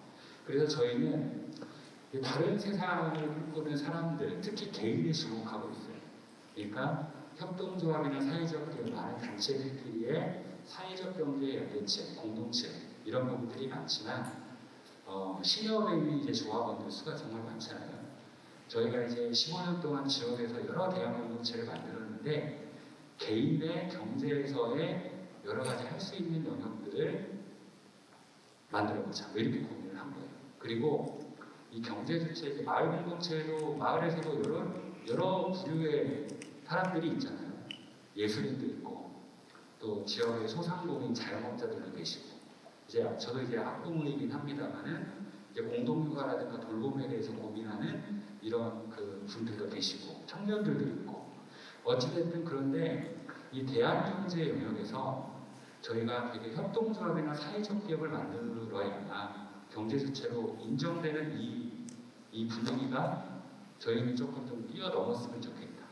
인증을 받아가지고 지원받는 이런 체계가 아니라 모든 공동체, 노동조합을 지원하고 있는 시민단체, 민중단체, 시민단체, 전통시장, 자영업자 이런 모든 공동체들이 경제를 주제로 힘을 합해보자라고 하는 그런 이야기들을 나눴습니다. 그래서 저희가 이제 그렇게 해서 창립한 단체고요. 저희가 이제 처음 시작한 게 소비운동이었어요. 아까 이제 대전 한반매치 모델로 나왔는데 저쪽 오른쪽 맨 위에 보면은 공동소비라는 의견이 있죠. 그래서 어떻게 하면 소비를 잘할까? 어떻게 하면은 프랜차이즈 말고 우리가 만든 그런 대한 커뮤니티 카페가 잘 될 수 있도록 해볼까? 소비자 생활협동조합이 잘 될까? 협동조합 방식으로 만든 협동조합 병원이 지속 가능하게끔 유지할까? 그러면서 우리 신용카드 결제 시스템에 익숙해져 있는데 개인도 만족해 줄 수 있는 소비를 할 수 있을까? 라고 하는 고민으로 저희가 지역 공동체 화폐를 만들었습니다. 이름이 모아예요. 만든 지 5년 정도 됐고 작년 말에 모아페이라고 하는 그 앱을 개발을 했습니다.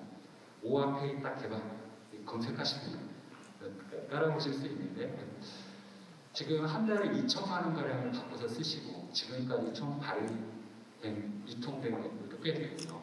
이거를 받는 가게들이 180곳 정도가 됩니다. 한국에서 지역화폐 실험은 어렵고 실패한 사례들도 많이 있습니다. 근데 저희는 약간 실용적인 문제를 해결하는 그런 고민으로 시작을 했고 지금도 계속 제도를 바꾸고 있어요. 그리고 특히나 재난지원금의 지급 수단으로 이 제로페이를 통한 지역사랑 상품권 등이 이제 지역 많은 주민들에게 보급이 되면서 민간에서 만든 이런 지역화폐 인식이 같이 높아지기는 했지만 의도치 않게 막 비교를 당해요. 10% 15% 쓰는데 모아페이는 왜 사용해야 되는? 하여튼 뭐 그런 게 오늘 문제는 아닌데 어찌됐든 이 와중에 이거를 지속 가능하게 하기 위한 고민들을 많이 하고 있죠. 그리고 이제 저희가 오늘 주제입니다. 은행에 대해서 우리의 남는 돈을 어떻게 쓸 것인가에 대해서 2017년부터 고민을 하다가 올해 9월에 저희 법인이 운영하는 은행을 만들었어요. 마른 은행이지만 아직은 작은 규모입니다. 예, 좀 넘겨주시고요.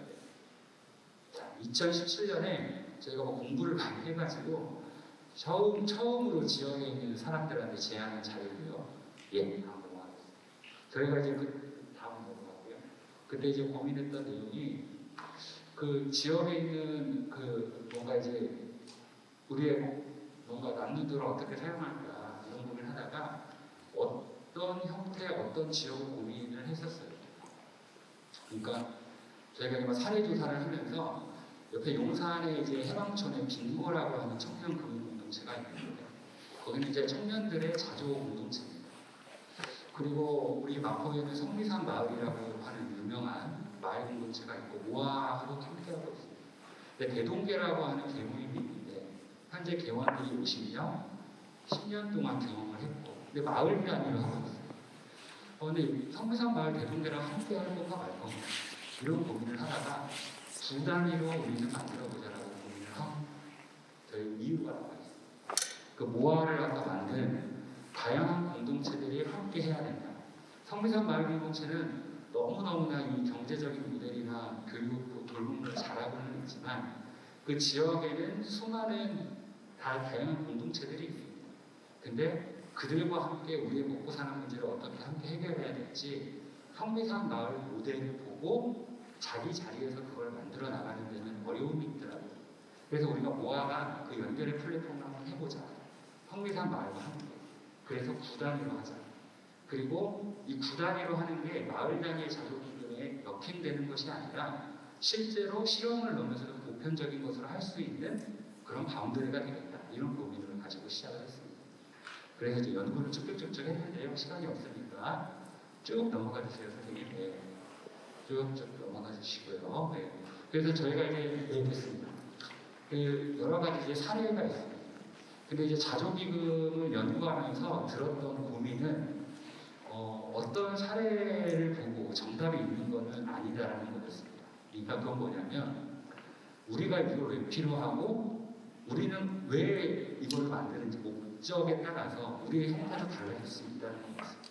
그러니까 우리는 성미산 마을의 대동계처럼 규모는 확장성을 꿈꾸고 있지는 않지만 친밀감과 관계를 더 드높이면서 믿고 신뢰할 수 있는 개인 모임으로서 그리고 그 중에 기금을 조성해서 마을에 대한 어떤 다양한 사업에 기여하는 그게 목표면은 성미산 대동계는 신협으로의 발전을 꿈꿀 필요는 없을 것 같습니다.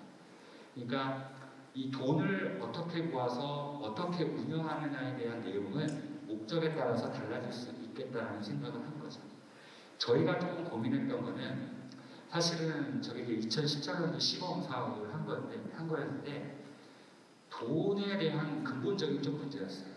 돈을 빌리는 행위에 대해서 사람들이 공개하지 않습니다. 그러니까 정말로 돈이 필요한 사람은 제2금융권 넘어가면서 이렇게 은밀하게 하지만 신용 점수가 낮기 때문에 15% 20% 이자를 지불해 가면서까지 쓰는 그런 문제를 어떻게 해결할 것인가. 그리고 돈을 쓰는 행위가 공동체에 어떻게 기여하게 할 것인가. 호혜적인 돈의 사용. 사실은 은행들이 예대차 마진을 가지고 지금 코로나 국면과 같은 정부에서 지원하는 대출까지 그리고 영끌 이 부동산 대출 이런 현상에 힘입어서 최고의 영업이익을 하고 있는 상황에서 우리 지역에 사는 사람들은 왜 그 문제를 우리가 함께 해결하고 그 근본적인 문제를 해결을 할 수 있는 방법을 못 찾고 있는 것인가라는 그런 부분이었던 거죠. 그래서 저희가 조금 고민하는 포인트는 돈의 새로운 사용에 대한 부분이었어요. 호혜적인 사용. 그러니까 돈을 빌리는 사람이 을이 아닌 돈을 빌리는 행위가 어떻게 보면은 다른 시중은행, 기존은행이 아니라 우리 은행을 이용해주는 사람으로 인정받는 거. 그리고 내가 돈이 없는데 아예 어떤 부도덕한 문제라든가 능력 없음의 문제가 아니라 사회 구조의 문제고 그리고 그렇게 돈을 개인이 알아서 하는 것이 아니라 공동의 저수지를 통해서 같이 만들고 해결해 나가는 것이 어찌됐든 이 코로나 시대 2020년 무렵에 하나의 길이 될 수 있겠다라고 하는 생각이 좀 들었었던 거였습니다. 그래서 이제 시범 사업도 해보고 공동체 단체 내부 그리고 개인에게도 이렇게 해봤는데 사실 저희 이제 이 계약서를 쓰는데 서로의 활동을 지지합니다라고 하는 그런 호혜적인 계약서예요.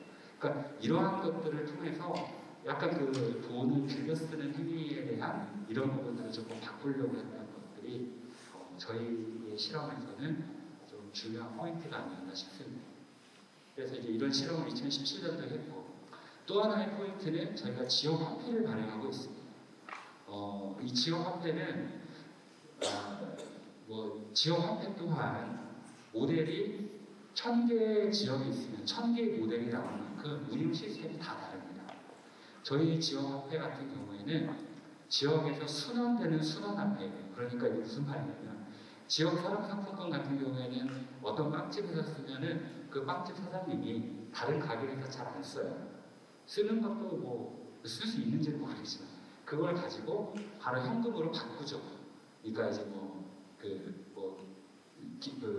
구청하고 협약하고 이게 이제 지역에서 순환되는 것이 아니라 100% 교환되는 화폐죠. 그래서 이제 저희 같은 경우에는 지역에서 돈이 돌고 돕니다. 이렇게 한 달에 2천만 원 바꾸고 또 그 2천만 원에 소비자들 2천만 원 가량 이렇게 하고 그리고 그것이 가게에서 쓰이고 가게에서도 돌아다니고 그런데 저희 돈의 특징이 또 현금으로도 바꿔져요. 왜 그렇겠습니까? 고이는 현상이 발생합니다. 그러니까 어떤 그렇게 순환해서만 100% 쓰는 게 대전 한반대치 시스템 이론이었는데 예를 들면은 어느 가게에 물건이 맛있고 좋고 막 이러면은 이 사람은 자기 필요 이상의 이 지역 화폐가 몰리기 시작하면 나는 쓸 곳이 별로 없을 때 이런 현상이 발생하죠. 그리고 예를 들면 임대료를 내야 되는데 이 지역 화폐를 받아주는 사람이 별로 없는 게 아니라 아예 없겠죠. 어찌됐든 그래서 현금으로도 바꿔주는 그런 화폐인데 저희의 순환율이라는 게 있습니다. 그래서 저희가 그 지역에서 돈이 도는 만큼 어떤 일이 발생하냐면 저희 공동체 화폐 계좌에 돈이 쌓입니다. 그래서 그 돈을 저희는 은행과 결부해서 저희가 이제 저희 공동체 은행에서는 돈을 빌려주는데 현금으로도 사용할 수 있고 지역 화폐로도 사용할 수 있어요. 지역 화폐에 대한 돈은 사람들이 돈을 모은 돈으로 자조 기금을 통해서 돈을 빌려주는 게 아니라 지역 화폐의 순환을 통해서 그 돈을 빌려주는 뭐 이런 활동을 하고 있는 거죠. 그래서 올해 처음으로 지난 9월달에 게시를 해서 했는데 총 2,100만 유아를 빌려주는 이런 실험을 할 수가 있었습니다. 그 내용을 또 넘어가도록 이것도 너무 안 돼요. 지역화폐에 대한 내용은 저희 지역화폐 모델 괜찮아요. 설명은 되게 간단하고 편리하고 저희가 돈이 없으니까 저희가 이제 저는 서울시 사회적 경제 지원센터에 그 지원을 받아서 이렇게 이제 앱을 개발을 했고요. 그래서 지금은 했고 한 가지 포인트가 있다면 저희가 이제 자립 시스템 그러니까 지자체에서 발행하는 지역 사랑 상품권 같은 경우에 예를 들면 12월 1일에 이 경기도 지역 사랑 상품권이 나옵니다. 그러면은 막 한 3일 정도 되면 막 사가시잖아요. 그래서 10% 15% 인센티브를 확보한 만큼의 돈을 발행하지 않습니까? 저희는 돈이 없어서 근데 저희 돈은 지역화폐는 3%의 인센티브를 드려요. 그러니까 3% 인센티브를 확보를 해야 되잖아요. 근데 처음에는 지역사회 공헌기금을 모아서 하다가 지금은 저희 가게들이 현금으로 바꿀 때 3%의 기금을 부담하고 있어서 얼마든지 주민들이 이 돈을 현금을 내고 지역화폐를 바꾸어서도 사용할 수 있는 자립의 기반을 만들었어요. 별로 이렇게 좀 어려우니까 이해를 못하실 수도 있는데 저희는 결정을 하고 나서 정말 조금 감동스러웠어요. 사실. 그러니까 저희 스스로 지역화폐를 무한하게 그러면서도 소비자에게 좋은 소비 지원금이라는 명목으로 이렇게 드릴 수 있었다는 그런 좀 긍지가 있었다는 그런 좀 얘기를 드리고 싶었고요. 넘어가겠습니다. 자, 지역화폐 다 넘어가고요. 시간이 있습니다. 네, 넘어가겠습니다. 자, 저희는 돈을 현재 어떻게 모으고 있느냐. 어찌됐든 돈의 사용, 모으는 내용부터 말씀드리면 가장 첫 번째는 공동체 화폐의 순환이 있습니다. 그래서 지역 화폐를 더 많이 이용하자라고 하는 이렇게 해서 독려를 하고 있고 그 다음에 밑에는 저축입니다. 지금 저희가 9월에 창립을 했는데 정기 적금을 하는 사람 66명이 있고 일반 저축하는 사람이 22명이 있어요. 아직 6명도 채 되지 않은 내용입니다. 그런데 어찌됐든 이거를 시작하는 데 있어서는 한 6개월 동안 정말 열심히 뛰어다녔는데 많은 것들을 확인하게 되었어요. 그 얘기를 잠깐 좀 드리도록 하겠습니다. 그리고 시중은행에서 우리 은행으로 갈아타 주세요. 우리 회원들에게 그렇게 얘기하고 있고 공동체 자산을 활용하는 것.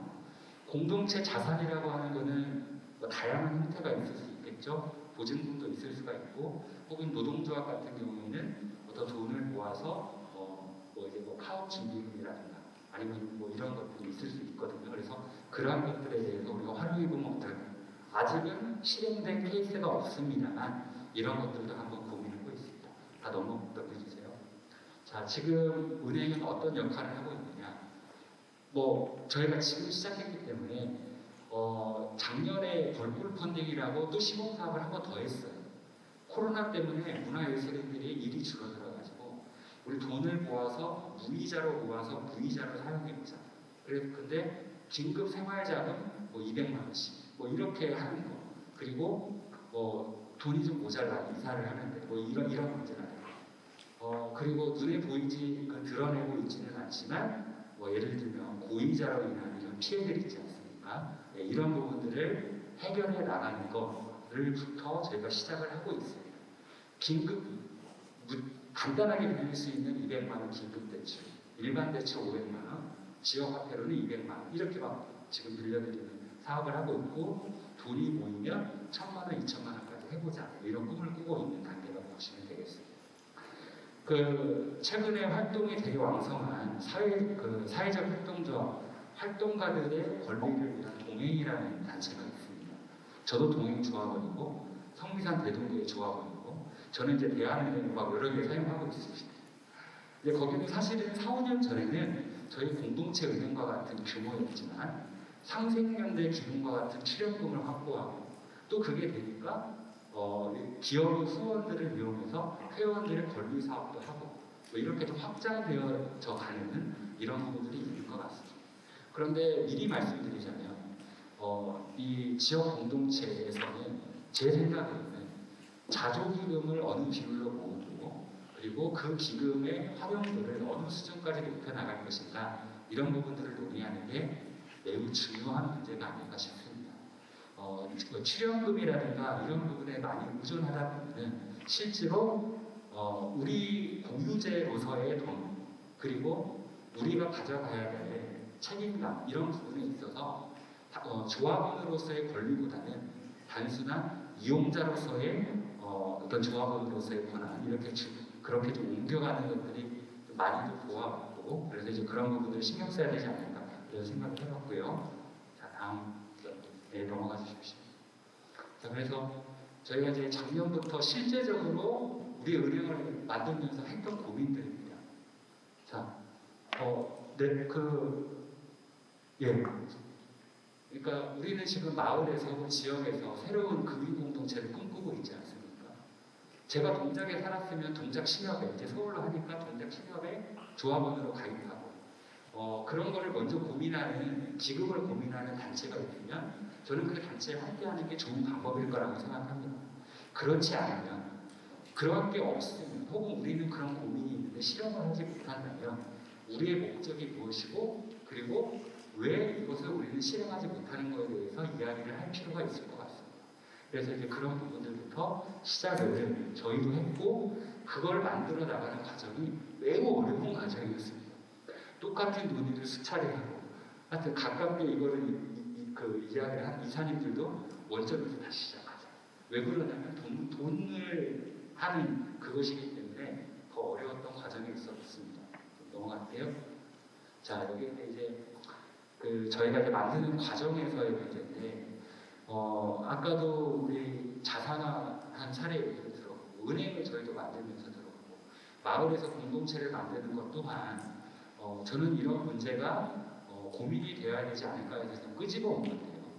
이 타자를 위한 경제는 있다라는 책이 있습니다. 캐서린 깁슨이라고 하는 여성 지리학자와 몇 명이 만든 약간 이 대안 경제를 만든 매뉴얼 같은 책에서 공유제에 대한 이야기를 한 챕터에서 제가 하나 뽑아온 겁니다.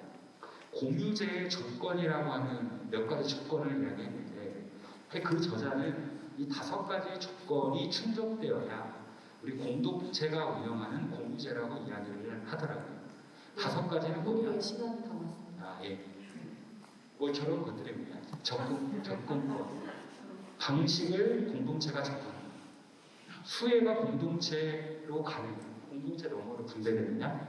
공동체 구성원들이 직접 돌보느냐? 누구에게 맡기는 것이 아니라 우리가 하는 이런 문제죠. 그리고 책임에 대한 부분입니다. 그래서 넘어가겠습니다. 그래서 이런 것을 보고 우리가 이렇게 진단을 해볼 수 있다는 겁니다. 저희는 시중은행과 공동체은행을 한번 평가를 해봤고 넘어가겠습니다. 그리고 대한금융은 우리가 만들 거는 공동체 은행이잖아요. 공유제잖아요. 그래서 금융에 있어서는 어떻게 그 조건들이 적용될 수 있을까를 고민을 해서 또 조건을 저렇게 6가지를 한번 만들어봤습니다. 네, 넘어가 주시죠. 그래서 신뢰, 투명, 확장, 실용, 편리, 지속가기 뭐 이런 것들 키워드를 뽑아서 우리는 시중은행에 비해서 상중, 중, 하가 많네요. 실용적이지 아직은 못하죠. 돈이 많이 작은 거 없으니까. 편리성도 하예요. 우리는 아직 부족하니까. 하지만 저런 것들을 어떻게 우리의 기준을 정하면서 할 수 있을까에 대한 이런 것들을 만들어 나가는 것이 공동체 금융을 만들어 나가는 과정이 아닐까 싶습니다. 자, 넘어가겠습니다. 벌꿀 펀딩 했던 사례고요. 하나만 더 넣어요. 제가 이제 작년에 50만 원을 이자 없이 돌려줬던 사업이고, 자, 하나만 더 넣어요. 저희가 이제 공동체 은행 사이트가 있어요. 저희가 이제 조금 시작부터 조금 신경 쓰는 것이 모든 내용을 투명하게 공개한다. 저축한 사람의 모든 사람 이름과 얼마를 하고 있고, 저는 번호가 몇 번이거든요. 그러면 4월부터 하고 있는데 돈이 얼마나 보이고 있고, 대출 내역은 얼마가 있고. 사실 이게 별거 아닐 수 있는데, 옆에 그 다른 이런 금융공동체의 사례를 보면 이러한 문제로 우리의 돈의 문제를 함께 해결해 나가는 데 주저하고, 그리고 긍정적인 거 좋은 부분보다도 또 이러한 그 작은 부분에 치밀하지 못한 부분들 때문에 대한금융공동체가 만들어 나가는데 또 발목이 잡히는 부분들을 많이 봤습니다. 그래서 석 달 만에 감사도 받고 그 감사 보고서를 투명하게 공개하고 하여튼 뭐 이런 부분들이죠. 이런 부분들을 잘 해나가려고 신경을 쓰고 있습니다. 넘어가겠습니다. 다 왔습니다. 저희가 이제 9월 홈페이지 하고요. 네, 마무리를 해야 될 것 같습니다. 그래서 시간이 좀 지나서 그래서 한 가지만 더 말씀드리면 저희가 이제 조금 고민되는 것 중에 하나가 우리가 만든 금융 공동체 대안 기금의 성격 중에 포인트를 하나 두는 거는 단순하게 돈을 모으고 돈을 빌려주는 이거를 넘어서 우리가 다른 부분을 무엇이 해야 될까라고 하는 부분에 대해서 많이 아까 얘기했던 이런 부분들이 있었고 그리고 또 하나 이제 체감하는 거는 내년에부터 좀 제도화하려고 하고 있어요.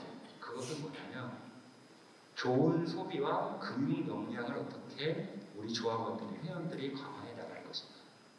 그러니까 단순하게 돈 문제를 해결하기 위해서 돈을 모아서 이게 아니라 내가 어떻게 하면은 돈을 빌려 쓰는 사람이든 저축을 하는 사람이든 지역 화폐를 이용하는 사람이든 지역 내에서 내가 어떻게 소비해야 되고 그 주식이나 이런 하는 금융 역량이 아니라 나의 연 수입은 얼마고 연 지출은 얼마고 나의 내가 경제 수출에서의 자기의 행복한 소비는 무엇이고 이런 것들에 대한 기본적인 교육을 함께 마련하는 이런 것이 병행되지 않으면 사실은 이 우리가 만드는 대한민국 공동체의 근본적인 어떤 이 비전들이 좀 만들어가는 데에는 소수의 몰릴 가능성이 크다 이런 생각들을 많이 하게 됐습니다. 그래서 그런 부분들을 좀 고민하고 있습니다.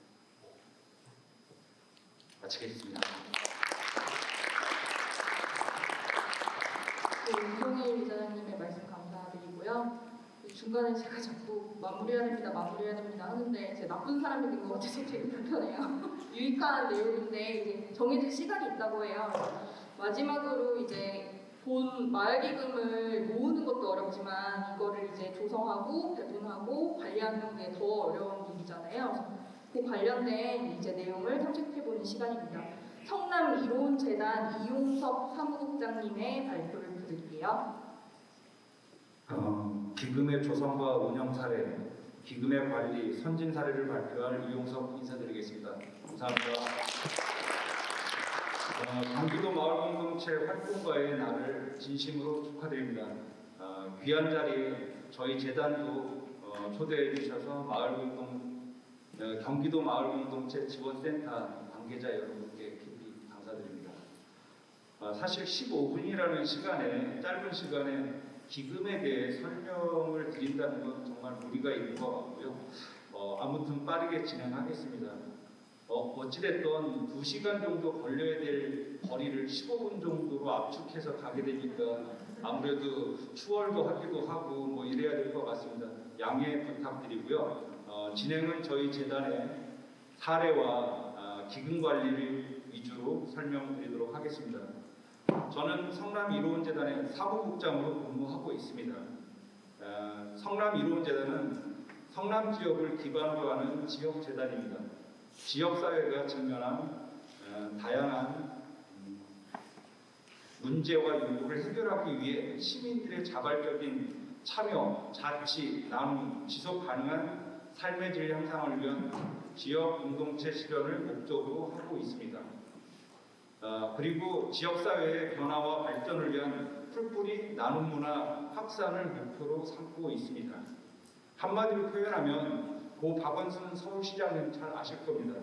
아름다운 재단의 성남 버전이라고 이해하시면 가장 빠를 것 같습니다. 주요 사업으로는 첫째, 아동 청소년 미래세대 지원, 둘째, 빈곤과 차별 사회적 약자 지원, 셋째, 대안적 공유활동 지원, 넷째, 기부 컨설팅 및 기부 문화 확산을 위한 캠페인을 진행하고 있습니다.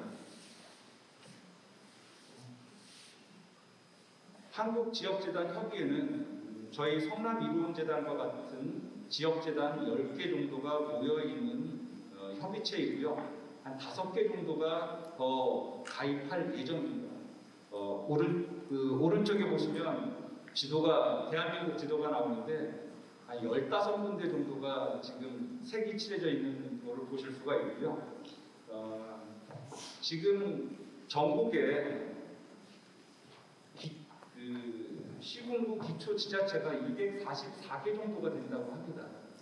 15개 정도가 15개 정도가 있으니까 아직도 많이 갈 길은 먼 것 같습니다. 그래서 244개가 다 재단이 설립되기를 저희 지역재단 협의회는 희망하고 있습니다.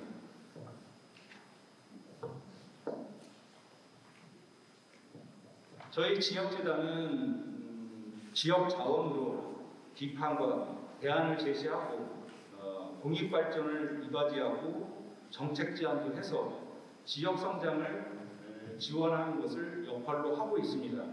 저희 지역재단의 특징은 민간이 설립하고 민간이 운영하기 때문에 정부라든가 종교, 기업, 개인으로부터 운영에 대해서 전혀 간섭을 받지 않는 그런 독립성을 갖고 있는 게 특징이고요.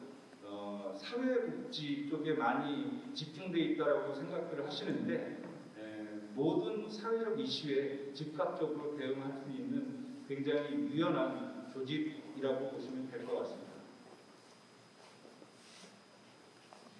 이게 모금이라는 게 사전적 의미로 봤을 때 모금은 기부금이나 성금 따위를 모으는 행위라고 하고 있고요. 기금은 어떤 목적이나 사업, 행사 등의 기본적인 자금을 기금이라고 합니다.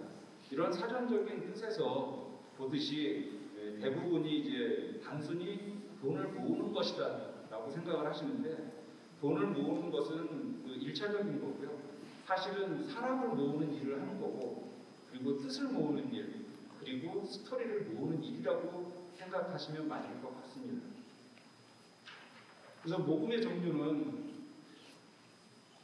개인 후원도 있고 고액 후원도 있고 그리고 기업의 후원도 있고 단체 후원도 있습니다. 그래서 개인 후원은 비정기 후원, 그래서 일시 후원, 그리고 이제 정기 후원 이렇게 두 가지로 분류를 하고 있고요.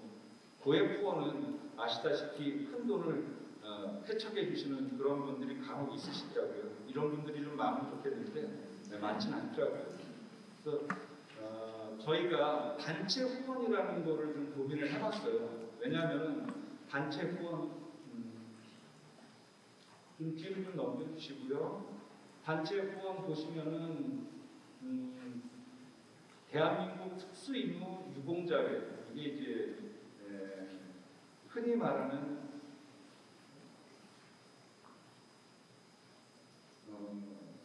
이쪽은 이제 그 유관단체 혹은 이제 반변단체라고들 하거든요. 그래서 이런 단체들 같은 경우에는 이제 가치라든가 경험, 지향점들이 같기 때문에 회원 수를 좀 빠르게 배가할 수 있다는 장점이 있고 또 한 가지는 이런 분들이 후원을 하게 되면 자원봉사를 요청하면 굉장히 적극적으로 참여해 주신다는 점이 굉장히 큰 장점이라고 보시면 될 것 같습니다.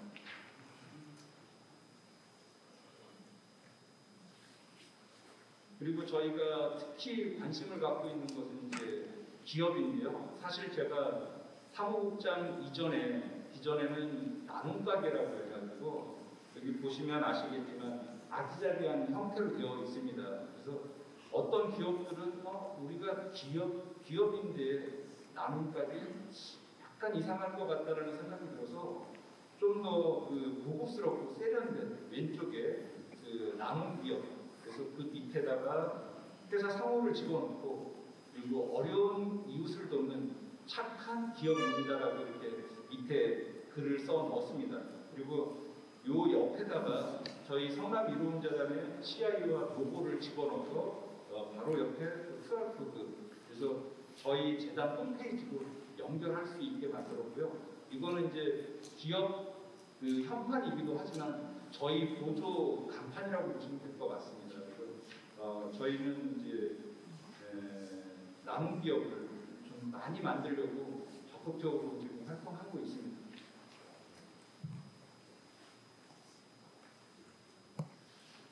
그 모금 규모는 저희가 2012년 4월 29일 날 창립을 했어요. 그래서 지금 올해로 10주년 이게 이제 내년 4월이면 10주년인데 2017년까지는 5억 미만을 모금을 했고 2018년 5억 4,400 그리고 2019년 6억 4,100 2020년 8억 300 2021년 10월 11일 기준은 8억 6,800인데 지금 제가 오기 전에 확인을 해보니까 한 13억 정도가 되는 것 같더라고요. 그래서 연말에 보통 이제 저희 같은 지역재단 같은 경우에 연말에 모금이 좀 집중되는 경향이 있습니다. 그래서 올해는 한 16억 정도는 좀 충분히 넘어가지 않을까 생각이 들어요. 그래서 코로나19로 인해서 사실은 그 모금이 부축이 될 거라고 생각을 했었었는데 그렇지 않더라고요. 오히려 어려우니까 더 어려울 거라는 생각에서 기부하셨던 분들이 더 주머니에서 큰 티 내주는 게 너무 감사하더라고요. 기금 사례를 좀 간단하게 설명드리도록 하겠습니다. 아동 청소년 미래세대 지원으로 첫 번째 그 기금 사업인 그 키다리 아저씨 기금 배분 사업은 관내 그 취약계층 아동 청소년에게 작은 소원을 지원해서 소중한 꿈을 포기하지 않게 응원하는 목적으로 만들었고요.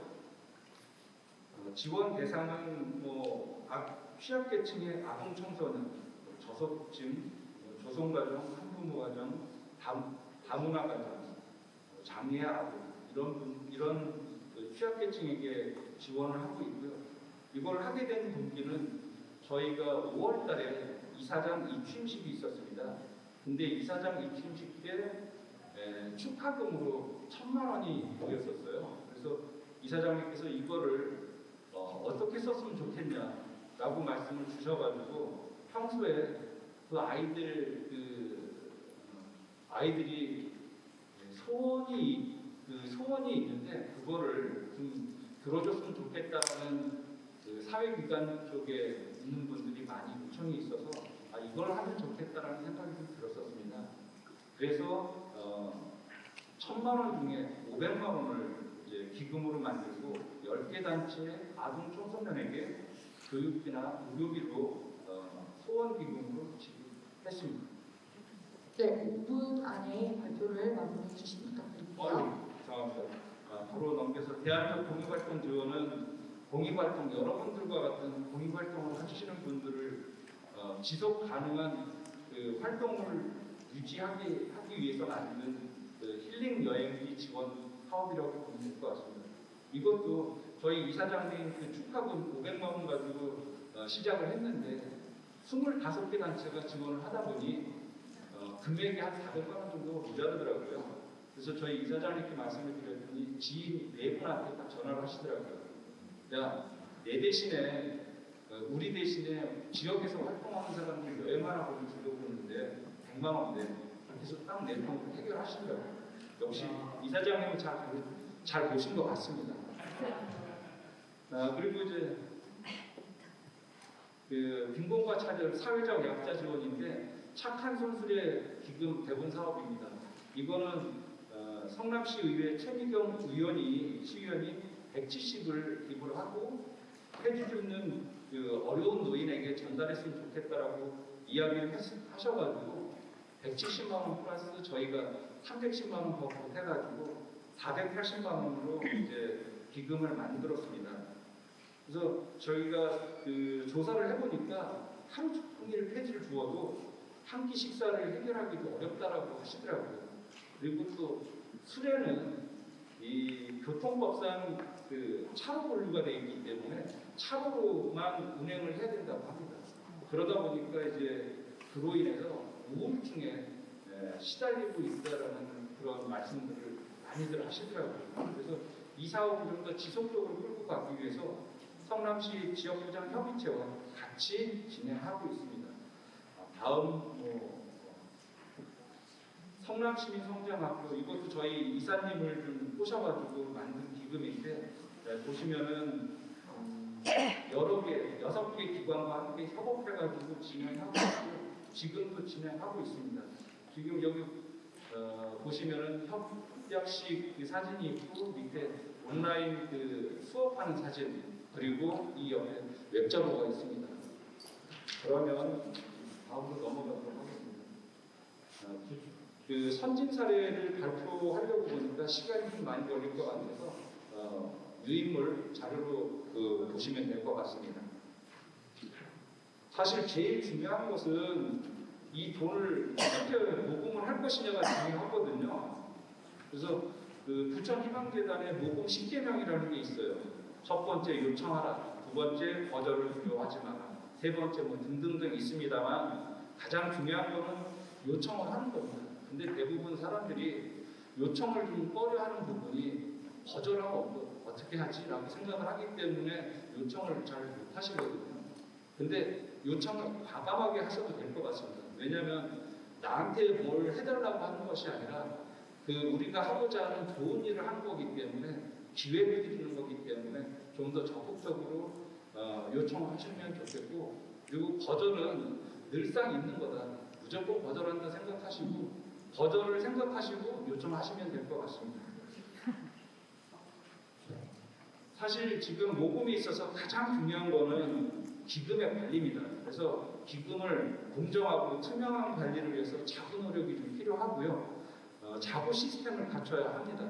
그래서 기금을 대하는 태도부터 좀 갖추어야 될 것 같고요. 그래서 저희는 공정, 공익, 공유, 공생, 협력의 마음가짐을 갖고 있습니다. 그래서 그 기금 관리의 그 시스템으로는 배분위원회, 결과보고서, 회계관리, 감사 이런 시스템을 갖고 있습니다.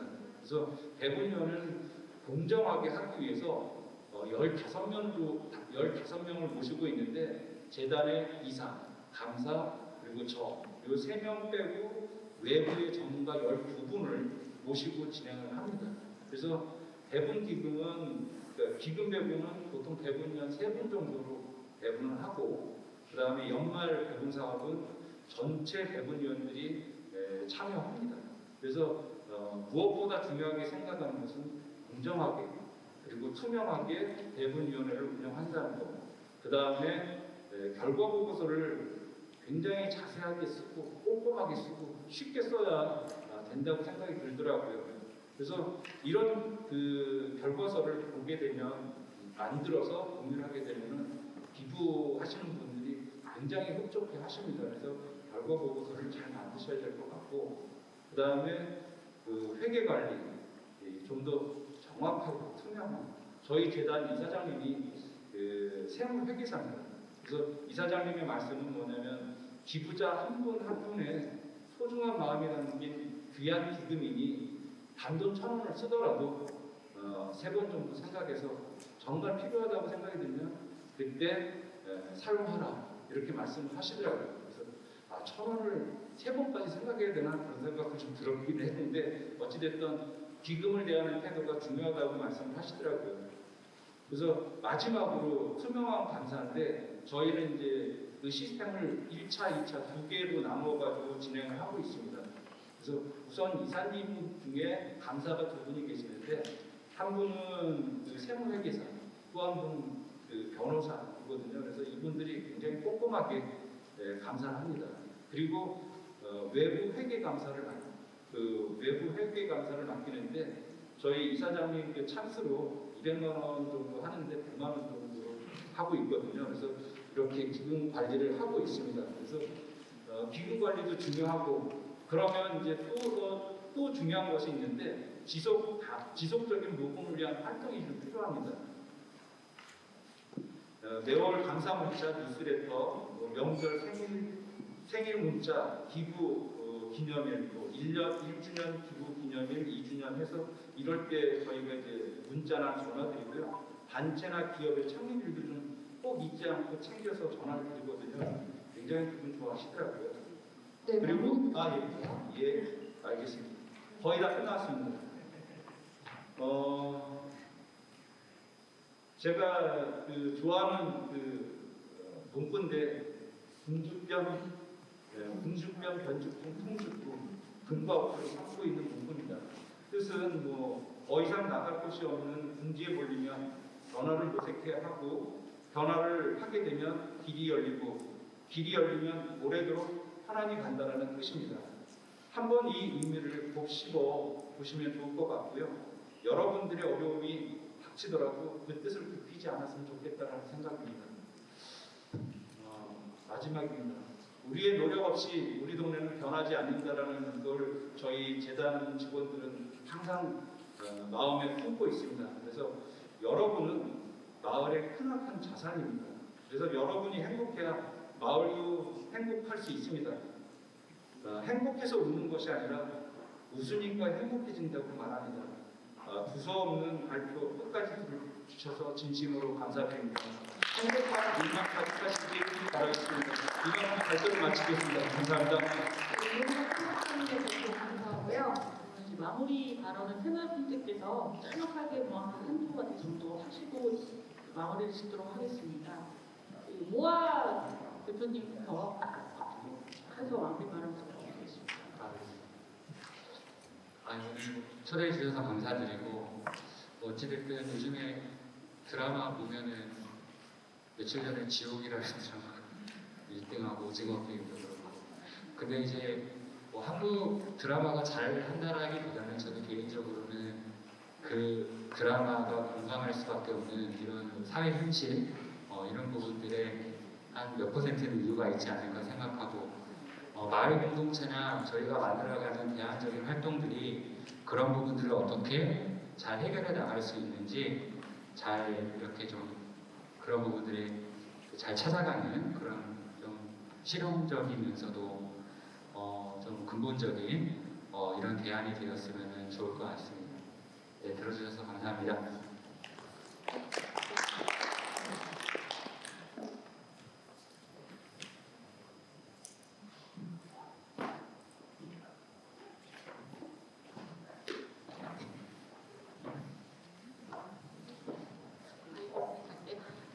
저는 사실 우리나라가 세계에서 경제적으로 한 7위 정도 될 정도로 잘 사는 나라라고 하는데도 삶의 질이나 아니면 여러 가지 지표에서 엄청 하위권에 있는 게 되게 많잖아요. 그래서 사실 그만큼 이렇게 나라가 발전을 하는데도 국민들의 삶은 계속 추락하는 이런 경제적인 임금 격차라든가 노동 조건이라든가 여러 가지 면에서 계속 추락하는 이런 상황에서 사실 이런 무언가 좀 희망이 어쨌든 씨앗으로 좀 현장에 하고 계신 분들이 우리 사회에서 그나마 그나마 좀 이렇게 계속 될 수 있는 힘이지 않나라는 생각이 들면서 저도 마을에서 사실은 너무 이렇게 좀 안타까운 일도 많이 겪고 저희 스스로도 사실은 국가와 사회가 해야 될 일을 안 해줘서 우리가 하다 보니까 계속 안 해주나 뭐 이런 생각도 들기도 하고 그러는데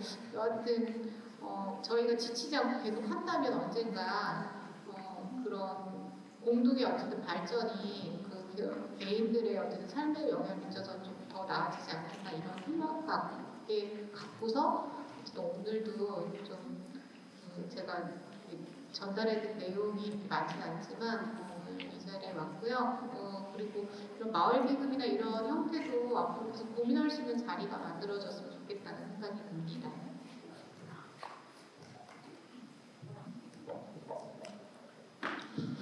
네, 처음 시작해서 너무 그래. 네, 기금과 금융은 사실 신뢰입니다, 신뢰. 며칠 전에 저희 와이프가 친구한테 돈을 빌려줬는데 제가 더 마음을 졸이고 있습니다. 왜냐하면 그 친구하고 저하고 신뢰관계가 아니기 때문에 되게 저희 와이프 편안하게 있더라고요. 그래서 이 금융이나 이 기금은 신뢰를 바탕으로 이렇게 연대하셔야 됩니다. 1박 2일로 알고 있습니다. 오늘 여러분이 따뜻한 신뢰를 많이 쌓으시기를 바라겠습니다. 감사합니다.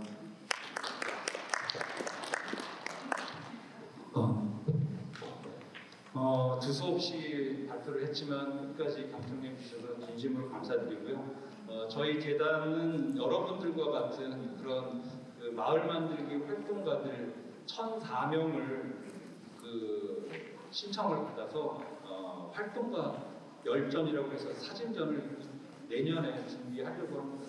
그래서 여러분들 정말 지치지 마시고 그리고 항상 힘내셔서 활동해 주셨으면 좋겠고요. 마을에 많은 사람들이 여러분들을 응원한다는 거 꼭 기억해 주셨으면 감사하겠습니다.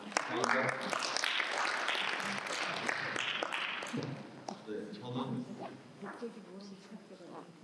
이 오늘 이렇게 함께 평화로 함께 하시는 분들, 뭐 공동체장이라든지 저희 신협이라든지 뭐 이제 지역 재단이라든지 뭐 그런 분들이 사실은 어느 하나의 사례가 그 정답이라고 생각하지 않고요. 그 저희도 이제 이런 이제 기금을 이제 운영하다 보니까 결국에는 저희 단독으로 문제를 해결할 수는 없더라고요. 그 지역에 있는 그 타당법인이라든지 마을기금이 어떤 자본을 갖고 있어야 하고 그런 거랑 연계할 수 있는 이제 지역의 활동가들이 준비되어 있어야 하고 그런 거 이제 그 지원해 줄 수 있는 또 다른 이제 금융 주체들이 있을 때 결국에는 그 지역의 문제가 좀 이제 그 해결의 실마리가 보이는 것 같습니다. 그래서 이런 것들이 어떻게 보면은 하나의 생태계로서 우리가 어떻게 파트너십을 갖고 이제 함께 이제 머리를 맞대느냐 고민을 하느냐 이런 게 이제 중요한 것 같고요. 오늘 1박 2일로 그런 자리가 되었으면 좋겠습니다. 감사합니다. 네, 이상으로 이제 마을의 경제적 자립에 대한 학습 겸 토론을 이제 마쳤고요. 저희 마을 공동체가 어쨌든 경제적 자립을 목표로 하는 것은 모두 동의하시는 바이기 때문에 먼저 길을 걸어오는 안산과 마포 공동체의 건승 기원하고요. 그다음에 마을 공동체의 파트너, 기금과 이 속성의 파트너들, 지역재단들, 신협들 같은 여러 가지 또 우리 파트너 기관들과도 좋은 협력관계 모델을 만들어 나가는 자리의 시작이었으면 좋겠습니다. 긴 시간 동안 함께해 주셔서 감사하고요.